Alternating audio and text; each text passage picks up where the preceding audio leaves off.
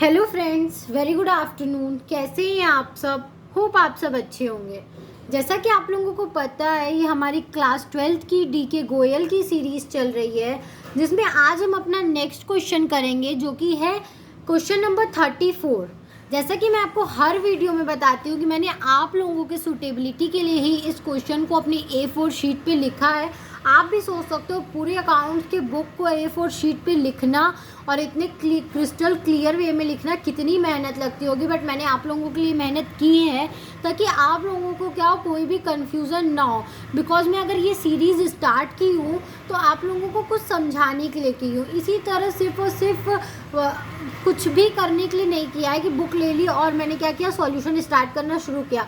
इस पर मैं 2 बार 3 बार मेहनत करती हूँ। एक बार रफ में पूरा सॉल्यूशन करती हूँ, आंसर आ जाता है, देन इसको फेयर करती हूँ, क्वेश्चन उतारती हूँ, देन आती हूँ आपके सामने इसको समझाने के लिए, और फिर दोबारा भी जो भी समझ में आता है कि मुझे लगता है ये टफ है, आपको इसका कैलकुलेशन बताना चाहिए, तो ज़रूर बताती हूँ।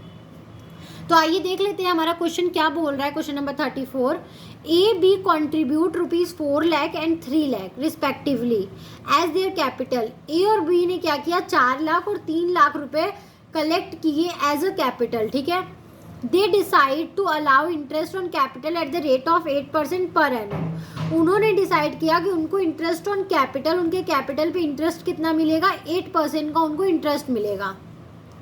There respectively share of profit is 3:2, और उन्हें ये भी डिसाइड किया कि उनका जो प्रॉफिट शेयरिंग रेशियो होगा वो क्या होगा, 3:2, and the profit for the year is 42,000, और उस साल उनको प्रॉफिट कितना हुआ, 42,000 का प्रॉफिट हुआ। Before allowing for interest on capital, अभी इसमें से उनको इंटरेस्ट ऑन कैपिटल भी देना था, क्योंकि इस प्रॉफिट में से उन्होंने अभी तक इंटरेस्ट ऑन कैपिटल चार्ज नहीं किया था। Show the distribution of profit, आपको क्या करना है, डिस्ट्रीब्यूशन ऑफ प्रॉफिट दिखाना है। 2 केस दिया हुआ है। केस 1 है आपका, where there is no agreement except for interest on capital.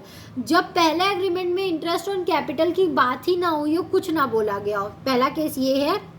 दूसरा केस है, whereas there is a clear agreement that the interest on capital will be allowed even if it involves a firm in loss. ठीक है, दूसरे में बोला गया है कि कंपनी क्या करेगी, आपको इंटरेस्ट ऑन कैपिटल देगी, भले उसको क्या हो रहा हो, लॉस हो रहा हो।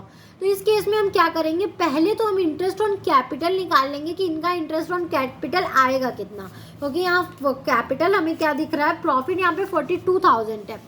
तो जब आप इंटरेस्ट ऑन कैपिटल निकालोगे तो क्या आएगा, उसका कैपिटल है 4 लाख रुपीज़।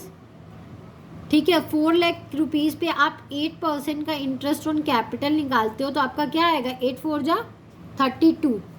ठीक है, और 32,000 रुपीज़ इसका आएगा, और आप इसका निकालोगे 3 लाख पे 8%, इसका कितना आएगा,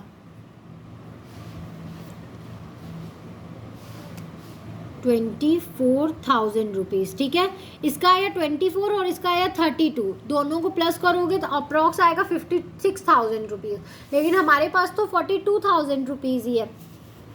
तो पहला केस क्या कह रहा था, इंटरेस्ट ऑन कैपिटल के बारे में कोई भी एग्रीमेंट नहीं हुई थी। मतलब क्या हो रहा है, कंपनी को लॉस हो रहा है, ठीक है, प्रॉफिट ही हो रहा है, लेकिन उसके पास इतना प्रॉफिट नहीं हो रहा है कि वो इंटरेस्ट ऑन कैपिटल दे पाए। तो पहला केस तो आप नहीं करोगे, क्यों, क्योंकि अगर उसके पास सफिशिएंट बैलेंस नहीं है कंपनी के पास, तो वो इंटरेस्ट ऑन कैपिटल नहीं देगी। क्यों, क्योंकि एग्रीमेंट में ऐसा कोई भी बात नहीं हुआ है।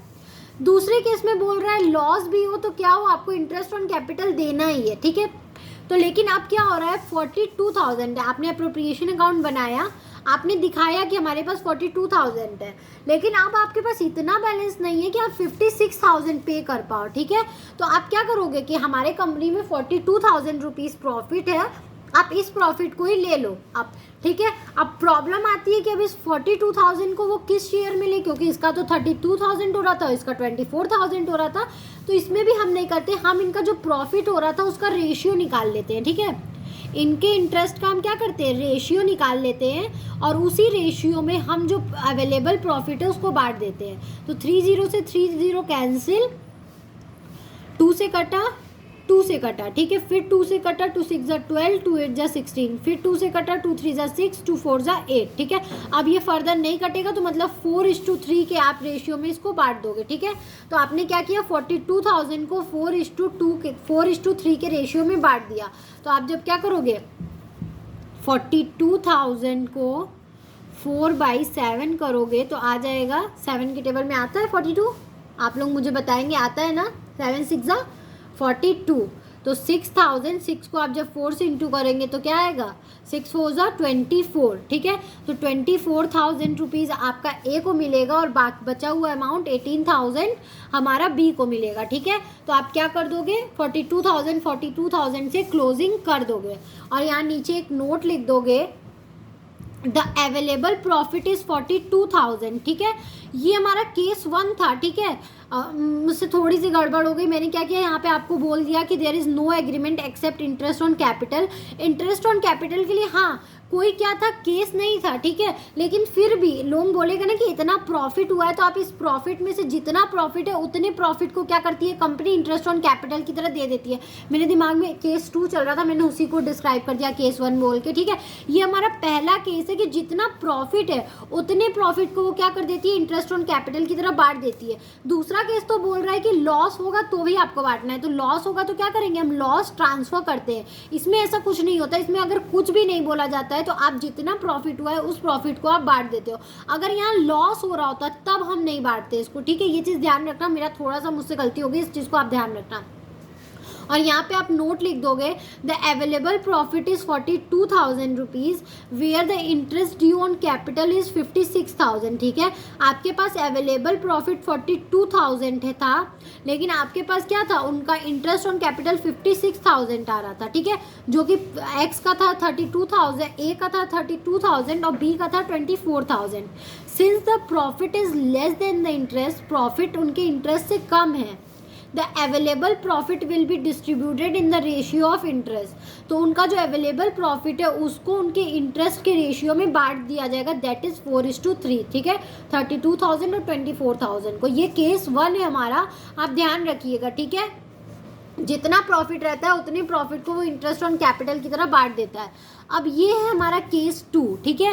केस 2 में बोल रहा था भले फर्म को लॉस हो लेकिन क्या करेगा, वो इंटरेस्ट ऑन कैपिटल देगा ही। तो यहाँ पे आपने प्रॉफिट एंड लॉस अकाउंट बनाया, ठीक है, क्योंकि एप्रोप्रिएशन अकाउंट नहीं बनता है। अगर लॉस है तो आप उसको प्रॉफिट एंड लॉस अकाउंट में से डिडक्ट करोगे। तो यहाँ पे आपने क्या किया, प्रॉफिट एंड लॉस अकाउंट बनाया, आपने 42,000 रुपये आपने क्या किया, डाला, बैलेंस डाला, ठीक है। फिर आपने इंटरेस्ट ऑन कैपिटल दे दिया उन लोगों को 32,000 और 24,000 रुपीज़। फिर क्या हुआ, उनका 56,000 आया, मतलब क्या है, डेबिट ज़्यादा है और क्रेडिट कम है, ठीक है, मतलब लॉस हो रहा है। तो आप इस लॉस को क्या करोगे, दोनों पार्टनर्स के कैपिटल अकाउंट में ट्रांसफ़र कर दोगे उनके प्रॉफिट शेयरिंग रेशियो में, जो कि उनका प्रॉफिट शेयरिंग रेशियो क्या था, 3:2 था, ठीक है। ये आप देख सकते हो उनका प्रॉफिट शेयरिंग रेशियो 3:2 था। तो आप उनके प्रॉफिट शेयरिंग रेशियो में उनका लॉस बांट दोगे। लॉस कितना था, 14,000 आया था, इसका डिफरेंस 14,000 था। तो 14,000 को आप 3/5 और 2/5 में बांट दोगे तो ये आएगा उनका अमाउंट, और फिर आप 56,000 से क्लोजिंग कर दोगे। यहाँ पे मुझसे थोड़ी सी मिस्टेक हो गई, उसके लिए मैं आपसे सॉरी बोलती हूँ, बट मैंने समझा दिया आपको। Thank you very much for watching my video. ये क्वेश्चन हमारा यहीं तक था। आई होप आपको ये क्वेश्चन समझ में आया होगा। अगर फिर भी आपको कहीं भी कोई भी कन्फ्यूज़न हो तो आप मुझे कमेंट सेक्शन में कमेंट करके ज़रूर पूछिएगा, मैं आपके डाउट को सॉल्व करने की कोशिश ज़रूर करूँगी। And do like, subscribe and share my channel. और आपको क्या करना है, अगर ऐसे ही PDF फॉर्म में चाहिए क्वेश्चन आंसर एंड साथ में, तो आप क्या कर सकते हो, मेरा डिस्क्रिप्शन बॉक्स चेक कर सकते हो। Thank you.